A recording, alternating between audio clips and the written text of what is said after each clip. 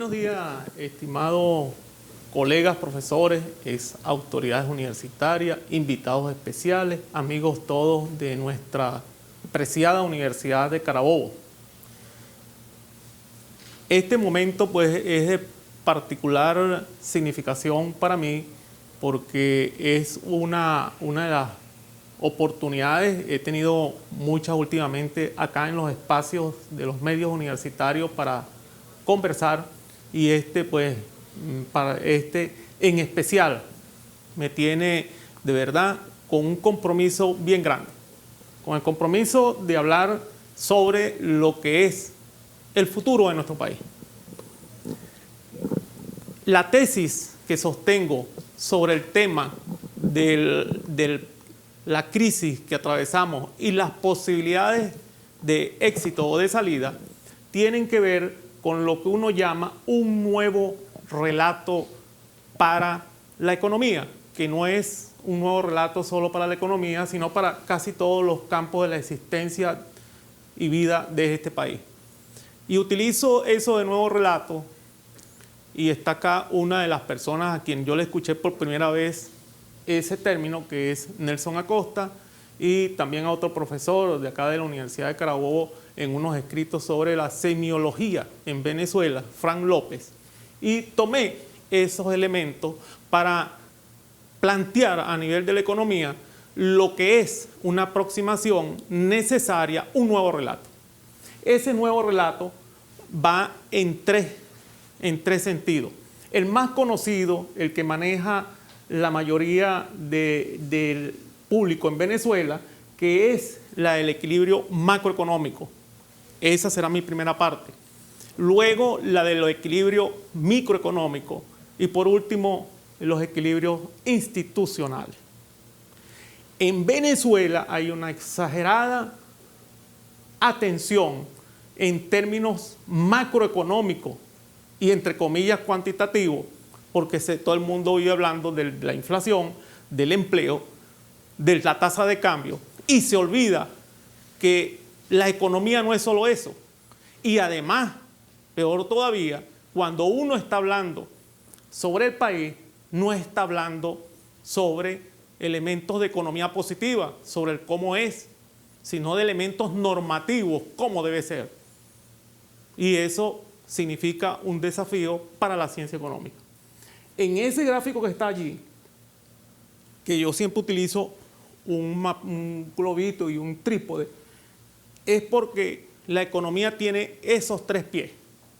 Y entonces yo cuando estoy en otras sesiones monto el trípode y le digo, recojo dos y trato de que se mantenga en pie, se cae.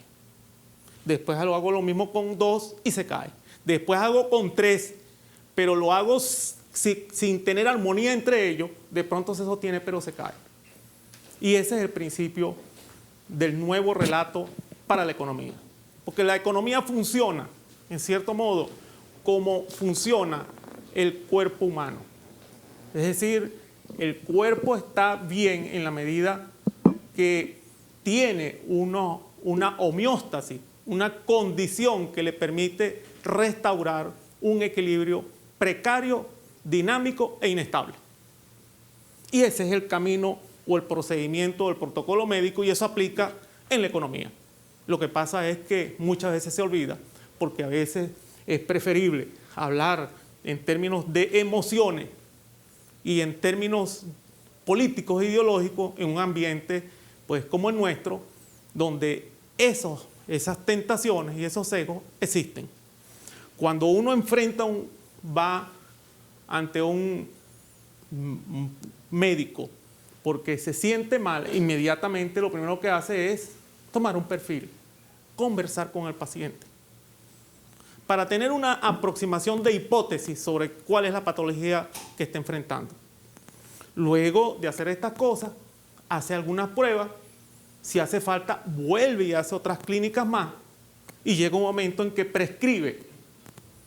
Le dice, usted se va a tomar este fármaco, se va a tomar este otro. Y más importante que todas esas cosas, usted tiene que cambiar de modo de vida. Porque todos somos diferentes.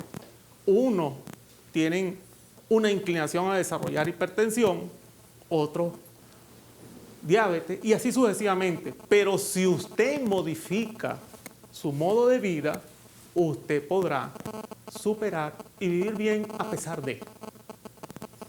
Ese mensaje es clave en el enfoque o la aproximación económica de los problemas sociales que vive el país. Porque acá viven los economistas y viven los expertos diciendo, aquí está la pócima, aquí está tal cosa a partir del cual todos los problemas se van a resolver. No, señor, hace falta lo fundamental, que es lo último del protocolo médico, y es cambia el cómo siente y piensa, cambia cómo hace las cosas, porque ese es el verdadero camino de la solución de los problemas. Si usted no cambia eso, usted va a vivir en una dependencia de los fármacos y todos los fármacos tienen efectos secundarios. El fármaco le ayuda para que usted dé un empujoncito y restablezca esa condición autorreguladora de los equilibrios. Voy con el primer tema, que es el de los desequilibrios macroeconómicos, que es el más conocido. La mayoría de los medios enfocan siempre el tema de los desajustes monetarios. Hay una emisión inorgánica de dinero. El tema del desajuste fiscal. El Estado, el gobierno está gastando más de lo que le ingresa. Y el tercero, no tenemos una forma de pagos y de equilibrio de pagos internacionales que nos permita garantizar confianza. Es decir, que la gente esté segura, se sienta bien con la forma como hace los pagos en el mercado internacional.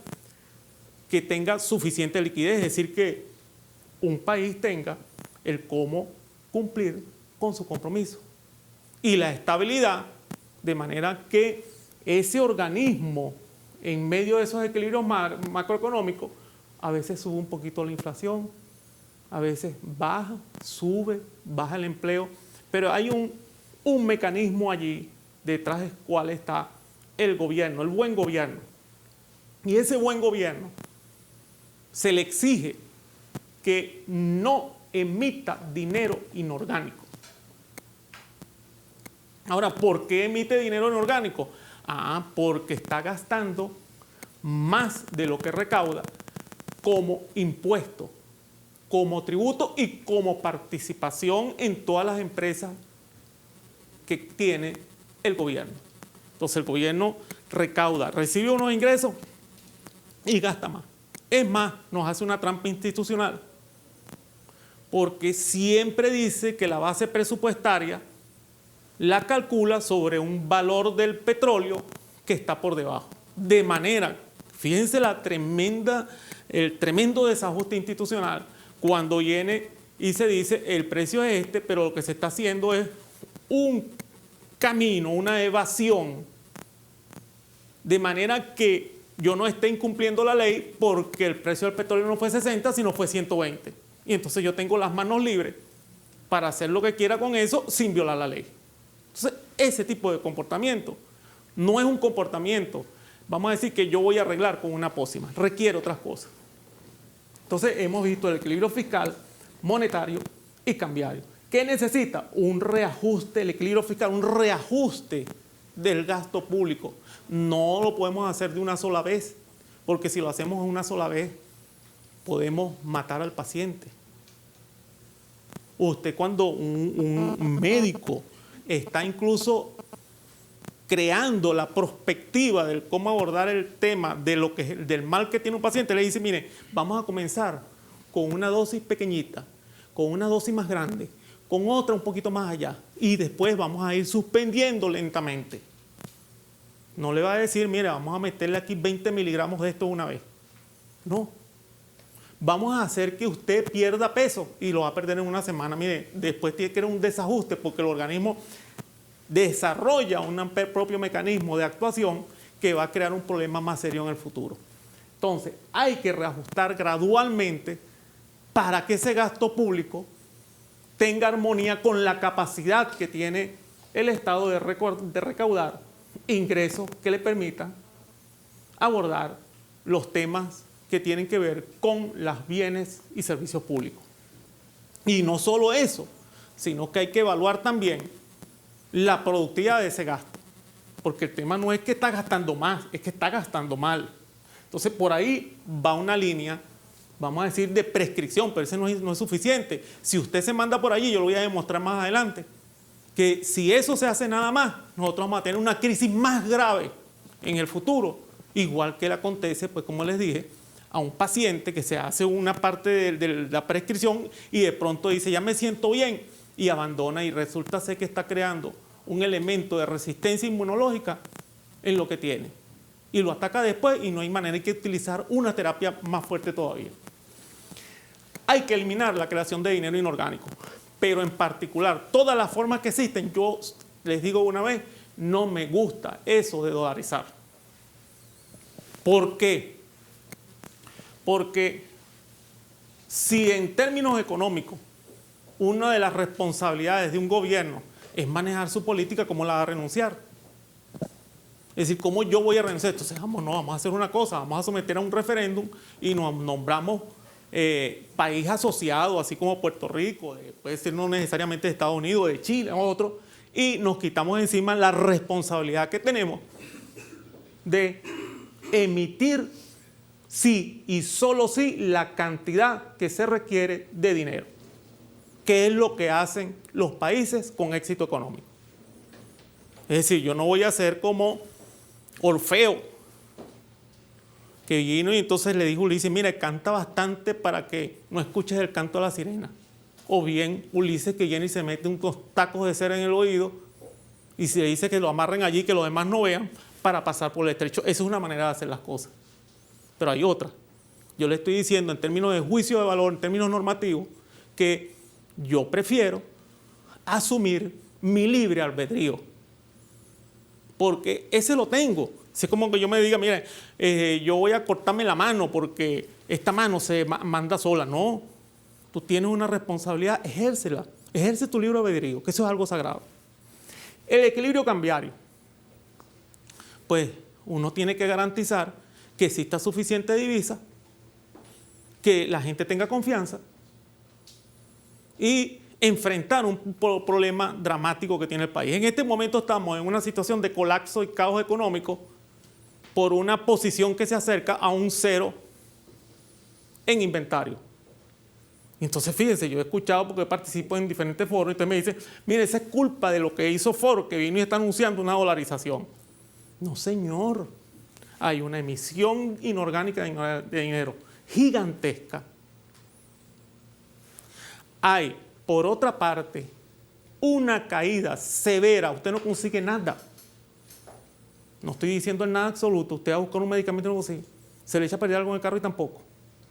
Entonces, en un ambiente como ese, donde hay mucho dinero en circulación y se cae la oferta de bienes y servicios, es inevitable que usted tenga el panorama que tiene actualmente. Tiene mucho dinero en la calle, los inventarios se agotan y de paso no hay reservas internacionales. Yo no puedo decir, porque yo tengo que ajustarme también al protocolo económico. Tengo toda la serie de este país, estadística, mes a mes, desde el año 50 hasta el presente, y lo he pasado por modelos econométricos de diferentes tipos, series temporales, minería de datos y una metodología de redes neurales. Y eso dice que la inflación tiene una gran relación con la emisión de dinero inorgánico y con la insuficiencia estructural de reservas internacionales netas. Uno no puede decir que el día de mañana viene y sale un acuerdo por allí, un acuerdo para la industria farmacéutica, porque yo estoy esperando que surja un acuerdo. Es que es inevitable. Las empresas tienen que autogenerar su divisa porque no hay manera de seguirlo haciendo como está actualmente. Es decir, hay una salida para la industria farmacéutica que diga, mira, yo voy a tomarme 20% para exportarlo para yo poder garantizar la compra con lo que yo produzca de mi componente importado y mantener la capacidad productiva. Esa es la idea. Entonces es lo que uno llama los equilibrios macro. Equilibrio micro se refiere que a un hecho que ya es norma en todas partes del mundo. Toda regulación tiene que estar atada al análisis de impacto regulatorio. Aquí no. Aquí a cualquier ente público se le viene a la mente una idea como la de la alcaldía de Guacara, y viene y dijo 11% en la ordenanza de patente de industria y comercio a los que tienen almacenadora. Hazme el favor, 11%, eso no se ha visto en ningún país, porque eso es en tantos por mil. ¿Por qué en tantos por mil? Porque tú calculas 11% de los ingresos brutos de una empresa, eso sobrepasa la capacidad de generación de renta en un país donde tiene una restricción de que no puedes generar más del 30% de utilidad sobre la utilidad operacional. Eso lo hacen. Y en ninguna parte existe por allí que en las prácticas doctrinarias económicas se haga ese tipo de cosas. Entonces, hay que someter eso a impacto regulatorio. ¿Qué ocurre si usted va allá a Puerto Cabello a nacionalizar algo? Usted llega allí a donde está el funcionario y esas carpetas son bastantes. Yo no voy a decir cosas acá muy fuertes, pero ¿cuál es ese arte y esa magia que hace que una que está por aquí pase acá arriba? Eso que lo responda pues quien me escucha, porque este es un ámbito pues serio universitario y no puedo venir echando cuentos y cosas para que la gente se ría, sino piense nada más en cómo es la magia que opera para que una carpeta pase de aquí a acá. ¿Cuál es esa otra magia para que la gente, unos tengan su pasaporte más rápido que otro? ¿Cuál es esa cosa etérea, esa transmutación que hace que unos medios tengan papel y otros no? Es ahí el problema. Mientras las normas no se sometan a impacto regulatorio, nosotros vamos a tener en este país cualquier cosa. Hay que tener mecanismos de regulación a través del mercado y no sobre el mercado. ¿Qué es eso a través del mercado? Bueno, usted emite una norma y ¿qué es lo que ocurre? No, el precio de los vehículos está regulado a la tasa de cambio de 12 y no se puede ganar el 30. Y resulta ser, ¿qué es lo que está pasando en la calle? Usted entonces viene y busca ese vehículo y entonces existe un conjunto de normas que hace que usted tenga que hacer otras cosas por allí, vericuetos legales, en la cual usted tiene que pasar tantos años sin el título de propiedad. No lo puede vender y tal. Se anotó con un supuesto gestor que tiene para ese vehículo como 5 clientes, a los cuales ya les ha pedido a cada uno 60, 70 mil bolívares, X bolívares. Y que después él viene y hace como una subasta y dice, a este que se lo voy a dar. Y los demás, bueno, verán qué hacen. No lo dicen. ¿Por qué? Porque es vergonzoso que usted tenga que decirle a los amigos, mira, me estafaron. O que usted le vaya a decir a otras personas, mira, eso me salió en 15 millones de bolívares. Eso pasa. ¿Por qué? Porque los mecanismos de regulación se hacen contra el mercado y no a través del mercado. Y las regulaciones no pueden ser discrecionales a juicio del criterio que tenga un funcionario, porque el funcionario va a hacer su análisis. ¿Cuál es el análisis que hace el funcionario? Bueno, el primero, voy a evaluar cuál es el riesgo de que yo sufra una sanción. Igualito que hace un análisis financiero un economista en una empresa, calcula y estima el riesgo para hacer un cálculo del costo de oportunidad de capital y dice, mire, esto entonces yo voy a tener que aumentarle esto, me voy a ganar este margen, y hace un análisis en el cual él dice, bueno, que me sancionen, que cometa un delito y me descubran, eso tiene un riesgo que yo voy a cubrir. Si yo tengo una situación de precariedad como funcionario público, a nivel, por ejemplo, del Ministerio de Justicia, que yo estoy ejerciendo un cargo provisorio y me insultan y sufro agresiones y todo eso, entonces vienen pasando los que y de paso estoy mal remunerado. Mire, ¿qué pasa si yo hago un análisis también financiero allí? Y digo, la demanda que tengo aquí que está pasando por mi mesa o este recurso de amparo es para resolver un problema donde con justicia o sin justicia este señor está siendo penalizado con 450.000 bolívares mensuales. Agarra su maquinita, papá, saca los cálculos y le dice, mira, esos son 4.500.000. Y entonces la persona le dice, pero mire, ¿y por qué así? Bueno, eso lo vas a recuperar en 10 meses. Yo no estoy diciendo que la situación se presente, simplemente está allí. Eso tiene modos de resolverlo y lo ha hecho el mundo. Uno de los pocos sitios en el universo donde la inflación todavía es crónica es acá, búsquenlo. Que es lo que yo le digo a mis colegas economistas, búsquenmelo.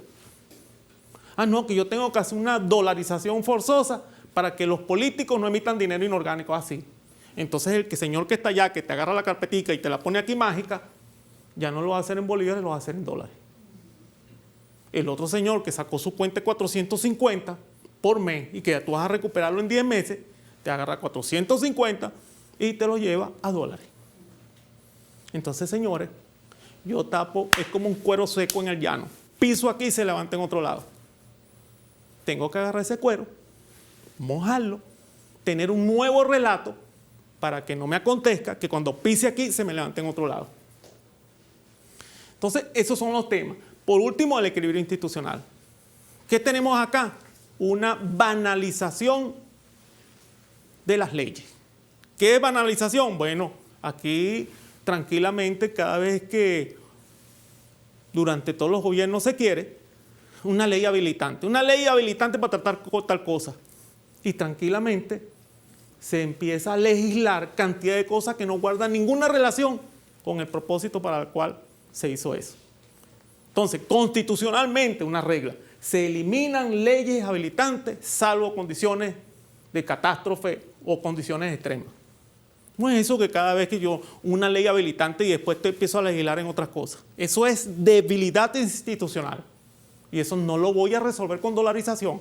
Yo quisiera que alguien me dijera, sí, vamos a cambiarlo con dólares y vamos a decir eso que está allí y me lo eliminan. No, señor. El problema es institucional. Legitimación de los poderes públicos. ¿Por qué existen gobiernos? Porque sería imposible vivir en sociedad si uno no hace una renuncia temporal a su libre albedrío para poder desarrollar su vida. Eso es lo que yo conozco en economía. Es decir, ¿por qué existe una autoridad? Caramba, porque si todos nos ponemos aquí a hacer lo que se nos viene en gana, por muy bueno que seamos cada uno, se nos enreda y terminamos ahí un desorden. Y la vida en sociedad exige eso que está allí. Entonces, tenemos nosotros que administrarnos desde el punto de vista institucional de modo que esas cosas no ocurran. Tiene que haber autonomía y transitoriedad en el ejercicio del poder.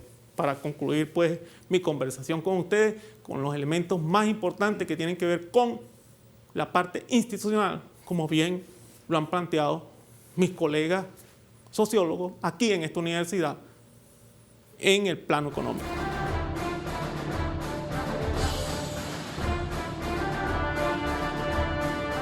Lo mío más que una pregunta va a ser una reflexión. A mí me gustó mucho la metáfora de las píldoras. Ahí tú has señalado pues 3 píldoras de los establecimientos de equilibrio macroeconómico, microeconómico y por así decirlo, una nueva reingeniería de carácter institucional. La reflexión que hago es que yo me pregunto si los sectores democráticos en el país, los actores políticos democráticos han asumido o han tomado estas píldoras en su relato político. Y hago esta reflexión porque en las últimas campañas electorales, recordemos, en el caso de Rosales propuso aquella cosa denominada la tarjeta la negra.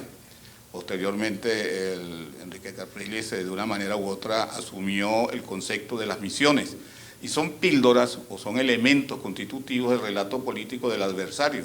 Es decir, en este marco, pues pareciera que que este tipo de reflexión que se hace en nuestras universidades no ha sido asumido por los actores políticos. Te dejo esta reflexión, a ver qué quieres tú opinar sobre esto. Bueno, yo comparto plenamente esa aproximación, lo hemos conversado en la universidad, y en la última parte yo pienso que se tiene mucha razón. Nosotros en la universidad nos hemos convertido en gente que habla consigo mismo. No tenemos una buena conexión hacia afuera, conexión que existió durante los años 60. La Universidad de Carabobo es un papel interesante, importante en todo este desarrollo industrial que se dio aquí en Carabobo, y fue algo de todo, no fue una cosa en particular.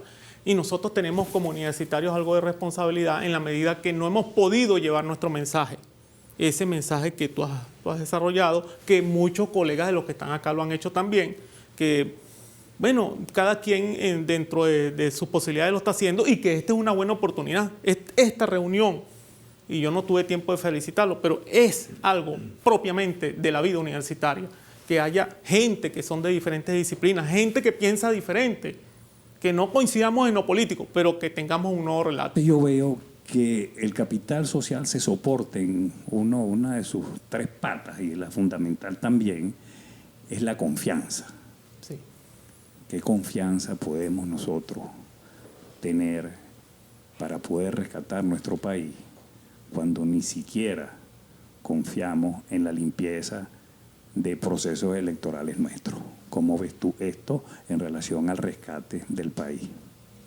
Bueno, pienso que si hay algo bien importante en este enfoque es la aproximación de capital social, porque este país no se ha descapitalizado solo porque se deterioraron la infraestructura física, porque se deterioró la educación, sino por eso que acabas de mencionar, que está hacia el final de mi conversación y que quedó en el aire.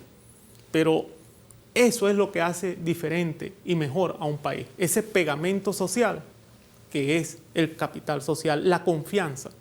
Esa confianza de poder estar en las plazas públicas y conversar los problemas de la comunidad cercana. Eso que pienso que se está haciendo acá, no está el profesor acá en este momento, pero él se llama Carmelo Ecarri y él está haciendo un trabajo bien importante en materia de capital social. Lo hicimos allá en la Escuela de Economía, una cátedra que se llamó Alexis Tocqueville, que creo que existe todavía, durante la gestión de la profesora Mariela Abraham.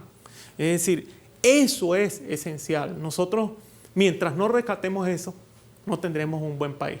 ¿Qué cree usted que debemos hacer nosotros para hacer que, si los políticos no quieren escuchar lo que los técnicos o los que conocemos o que juntos podemos hacer para construir un país diferente, no lo hacen? Porque yo he escuchado ponencias del economista Orlando Ochoa, de Ángel García Báñez, de muchos, y muchas propuestas de grandes intelectuales venezolanos.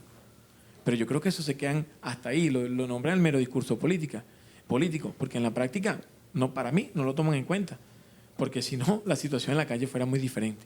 Gracias. Sí, bueno, hay cuestiones en las cuales uno, en lugar de preguntarse por lo que está ocurriendo y por el entorno que uno no puede controlar, más qué puedo hacer en el alcance de lo que yo llamo en términos prospectivos el cuadrante del éxito. Tengo estas oportunidades y tengo esta fortaleza, porque siempre existe algo, siempre. Es más, yo creo que usted está aquí y usted es una persona exitosa porque con todos esos problemas está allí. Entonces, fíjese, usted está situado en ese cuadrante. Uno lo que no debe es salirse de allí y ubicarse en el otro, donde uno lo que ve es amenazas y que uno no puede hacer las cosas. ¿Cómo recuperamos o cómo aplicamos todo lo que usted nos explicó hoy a un conglomerado que cree que ser bachaquero es mejor que ser empleado o que tener tu propia empresa? ¿Cómo lo recuperamos si no hacemos una fuerte inversión en educación? ¿Qué porcentaje destinaría usted del Producto Interno Bruto obligatorio a educación? Gracias. Bueno, en materia fiscal, ese tipo de gasto que uno llama bien público, uno primero planifica y después busca los recursos. lo cual no quiere decir que yo voy a hacer una planificación y voy a entrar en déficit inmediatamente, porque tengo que analizar la productividad del gasto fiscal. Pero en nuestro país es un país de gobierno asistencialista, porque eso que usted nos acaba de decir, mira, la educación es gratuita, tenemos que darle todo.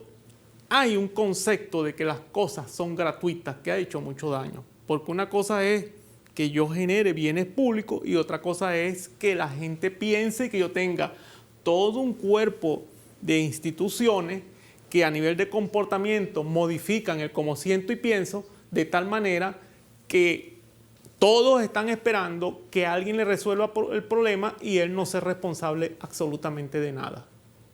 Y hay cosas que van de parte y parte. Y uno de los daños más grandes a nivel de capital social que hemos tenido en este país es que se perdió el sentido de responsabilidad. ¿Cómo hacemos en la Universidad de Carabobo, aparte de que yo estoy de acuerdo con ustedes, decir esto es lo que hay que hacer? ¿Cómo hacemos para cambiar el paradigma en la universidad de que podemos hacer otra cosa que no sea repetir los errores del pasado? Yo creo que estamos en el camino.